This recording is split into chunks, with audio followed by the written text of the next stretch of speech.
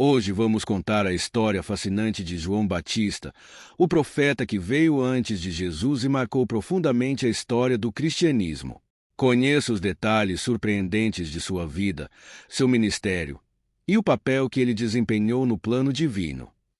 Imagine um homem solitário, vestido com peles de camelo, vagando pelo vasto deserto. Seu rosto marcado pelo sol, sua voz ecoando sobre as dunas enquanto chama todos ao arrependimento. Esse é João Batista, o profeta cuja missão era preparar o mundo para a chegada do Messias. Quem foi João Batista? O que fez dele uma figura tão importante na história da fé cristã? Foi apenas seu chamado ao arrependimento? Ou seria sua coragem de confrontar reis e líderes religiosos? Hoje, vamos mergulhar na vida desse profeta que preparou o caminho para Jesus e descobrir o verdadeiro impacto de sua missão. Nesta jornada, vamos explorar o nascimento milagroso de João Batista, seu ministério impactante no deserto, o momento crucial em que batizou Jesus, seu confronto corajoso com Herodes e, por fim, o martírio que selou seu legado como um dos maiores profetas da história cristã. Na época em que João Batista nasceu, o povo de Israel vivia sob a ocupação do Império Romano, ansiando por libertação e pela chegada do Messias prometido nas Escrituras. A religião era profundamente enraizada na vida das pessoas, mas muitos estavam desiludidos com as autoridades religiosas que se alinhavam ao poder romano. Em meio a esse cenário de esperança e opressão, Zacarias e Isabel, um casal idoso e sem filhos, serviam fielmente a Deus. Zacarias, um sacerdote, seguia suas obrigações no templo, sem imaginar que, em breve, sua vida mudaria para sempre. Durante um dos dias em que Zacarias servia no templo, enquanto oferecia incenso no Santo dos Santos, algo extraordinário aconteceu. De repente, o anjo Gabriel apareceu diante dele, envolto em uma luz divina. Zacarias ficou aterrorizado, mas Gabriel o acalmou com palavras de esperança.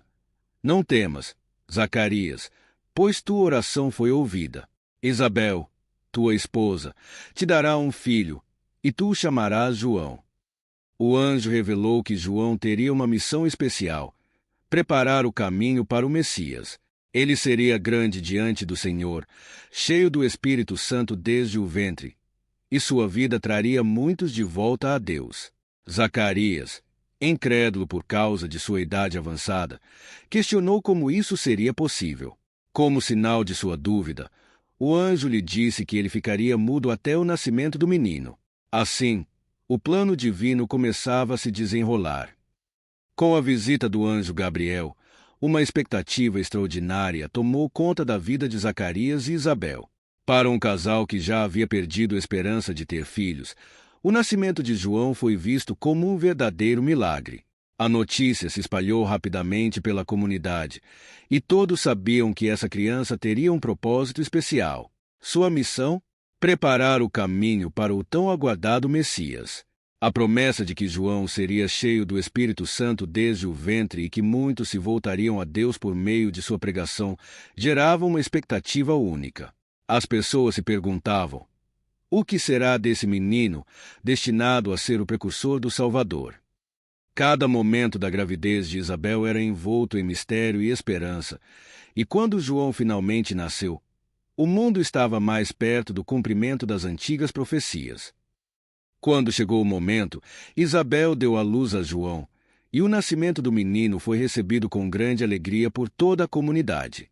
Amigos e familiares se reuniram para celebrar o milagre, pois todos sabiam que este não era um nascimento comum. O silêncio de Zacarias, que perdurava desde a visita do anjo, apenas intensificava o mistério ao redor do bebê. No 8º dia, durante a cerimônia de circuncisão, todos esperavam que o menino fosse nomeado em homenagem a seu pai. No entanto, Isabel insistiu: ele se chamará João. A comunidade ficou perplexa, afinal, ninguém na família tinha esse nome.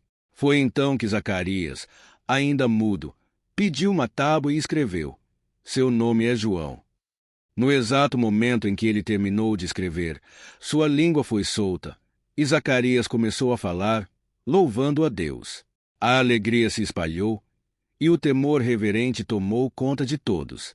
A notícia do nascimento do menino e dos acontecimentos milagrosos rapidamente se espalhou pelas regiões vizinhas, e as pessoas se perguntavam: quem será este menino, sobre quem a mão de Deus está claramente presente? João Batista cresceu longe dos luxos e das cidades movimentadas.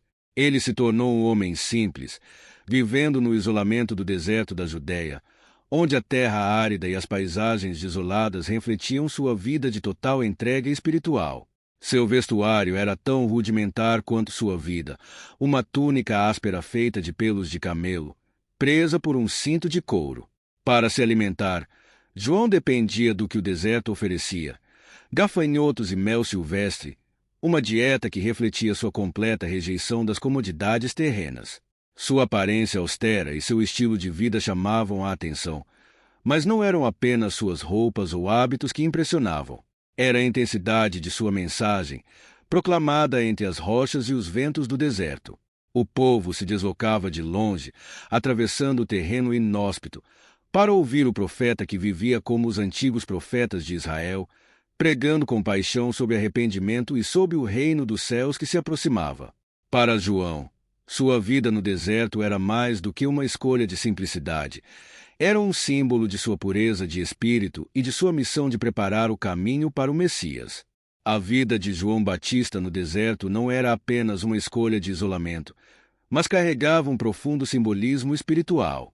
O deserto, com sua aridez e solidão, representava a purificação e a separação das distrações do mundo, preparando João para sua missão divina.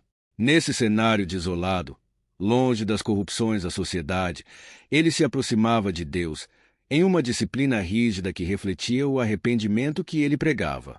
O deserto também era uma metáfora para o estado espiritual de Israel na época, seco, carente de vida, à espera de renovação. João Batista não apenas vivia no deserto, ele falava com a força de um verdadeiro profeta. Suas pregações eram enérgicas e diretas: arrependei-vos, pois o reino dos céus está próximo. Ele não poupava palavras ao alertar sobre o julgamento divino que se aproximava.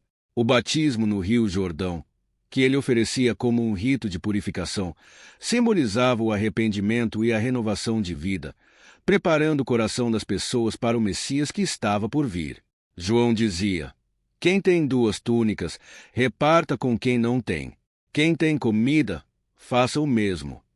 Suas palavras ecoavam pela região, e multidões começaram a segui-lo, buscando renovação espiritual. Sua mensagem de arrependimento e julgamento ressoava profundamente no povo, que via nele um verdadeiro profeta de Deus, como os antigos profetas de Israel. A popularidade de João cresceu rapidamente, e até as autoridades religiosas de Jerusalém começaram a respeitá-lo, temendo seu poder de influência. Eles enviavam sacerdotes e levitas para perguntar: quem és tu? És o Messias? E és Elias? João, com humildade, respondia: eu sou a voz do que clama no deserto, preparai o caminho do Senhor. Apesar de seu sucesso, ele deixava claro que seu papel era secundário, apontando sempre para alguém maior que ele, aquele que viria para trazer a redenção.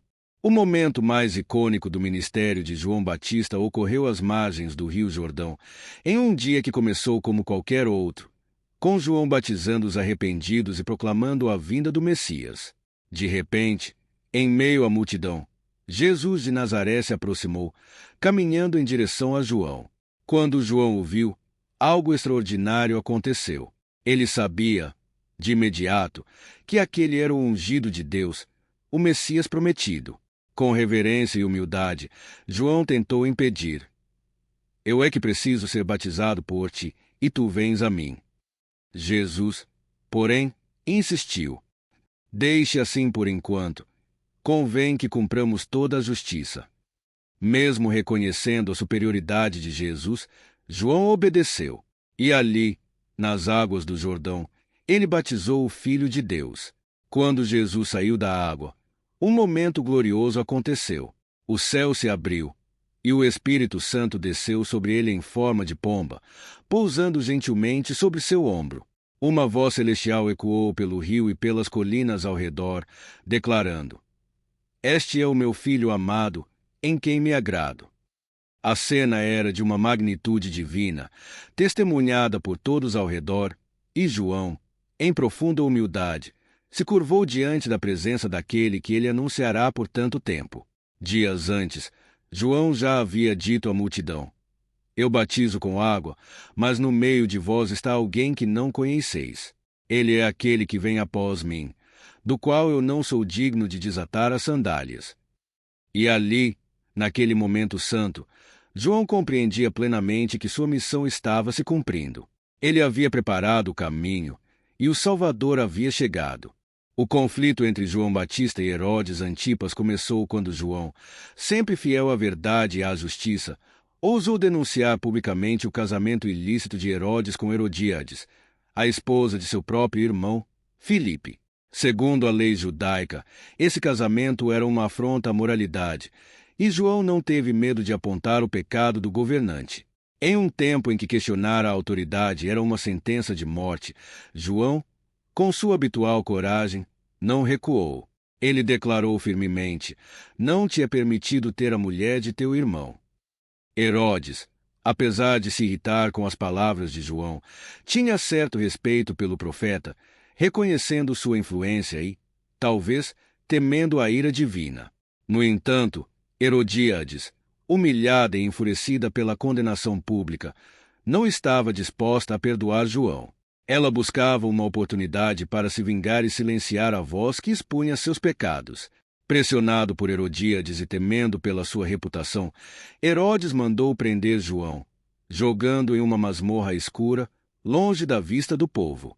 Por algum tempo, João permaneceu na prisão, mas o ódio de Herodíades só crescia. A oportunidade de vingança surgiu durante uma festa no palácio de Herodes, onde o rei, em meio à bebedeira e celebração, ofereceu a Salomé, filha de Herodíades, qualquer coisa que ela desejasse como recompensa por uma dança que encantou os convidados. Instigada por sua mãe, Salomé fez o pedido que chocou todos os presentes. Quero que me des agora a cabeça de João Batista num prato. Herodes, apanhado pela promessa que fizera diante de seus convidados, hesitou. Embora relutante, ele não quis perder prestígio diante de seus súditos. Ordenou que o pedido fosse cumprido. Assim, João Batista, o profeta que não temeu confrontar os poderosos e pregou o arrependimento com fervor, foi decapitado na prisão. Sua cabeça foi entregue em uma bandeja para Salomé, e o reino se silenciou diante da execução daquele que preparou o caminho para o Messias. Mas mesmo diante da morte, o legado de João Batista permaneceu, não como uma vítima da injustiça, mas como um símbolo de coragem e verdade inabalável, lembrado por sua firmeza em denunciar o pecado e apontar para aquele que viria redimir o mundo. João Batista desempenhou um papel singular na história da fé cristã como precursor de Jesus, o Messias. Sua missão era preparar os corações do povo, chamando-os ao arrependimento e à conversão, para que pudessem receber a mensagem de salvação. Com coragem inabalável, ele enfrentou não apenas a multidão, mas também os poderosos, denunciando a corrupção e a imoralidade, sem temer as consequências. Seu batismo de Jesus no Jordão marcou o início do ministério público de Cristo, e suas palavras, cheias de fé e verdade, ecoam até hoje. O legado de João é muito mais do que uma figura histórica. Ele é um exemplo de fidelidade à missão divina, de coragem diante da injustiça e de entrega total ao plano de Deus. Sua vida nos lembra que a verdadeira transformação começa com o arrependimento e que, muitas vezes, somos chamados a levantar a voz contra o mal, mesmo quando isso nos custa. Enquanto refletimos sobre a história de João Batista, convidamos você a considerar como essa mensagem de coragem, fé e arrependimento continua a ser relevante no mundo de hoje. Que lições podemos aprender sobre nossa própria missão de viver em verdade e justiça? A história de João não é apenas um relato do passado, ela é um chamado atemporal para que todos nós preparemos o caminho para o bem e a fé em nossa vida e na sociedade.